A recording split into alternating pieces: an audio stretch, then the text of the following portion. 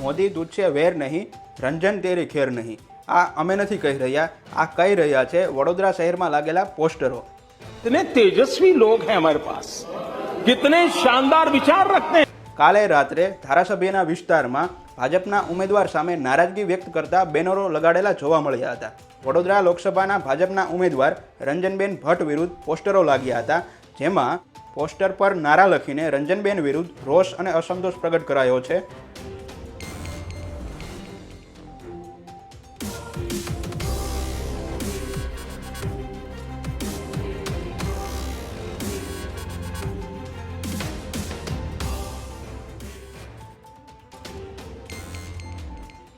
ભાજપની આંતરિક જૂથબંધીનો ત્રીજો કોઈ વ્યક્તિ પણ લાભ લેતો હોય તેની પણ શક્યતાઓ છે।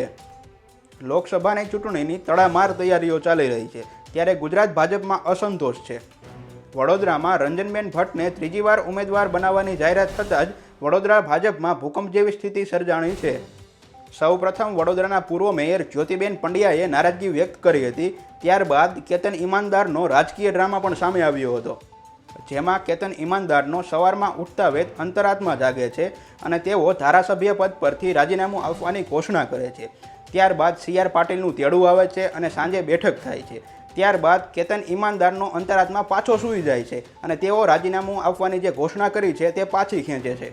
ત્યારે વડોદરામાં ભાજપની આ સ્થિતિ અંગે કોંગ્રેસ પ્રવક્તાનો એક વિડીયો પણ સામે આવ્યો છે, તે જોઈએ। જય હિન્દ। ઘરના છોકરા ઘંટી ચાટે અને પડોશીના છોકરાને આટો જેવી પરિસ્થિતિનું નિર્માણ ભારતીય જનતા પાર્ટી ગુજરાતમાં આજે થઈ રહી છે।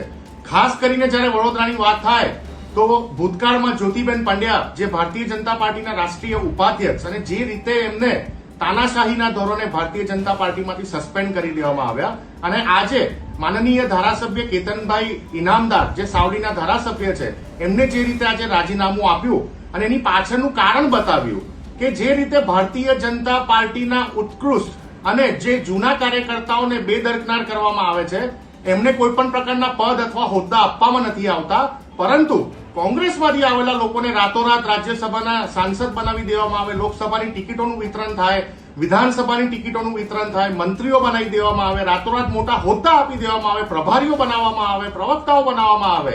એ જોતા ભારતીય જનતા પાર્ટીના કાર્યકર્તાઓની ફિલિંગ્સ અમે સમજી શકીએ છીએ।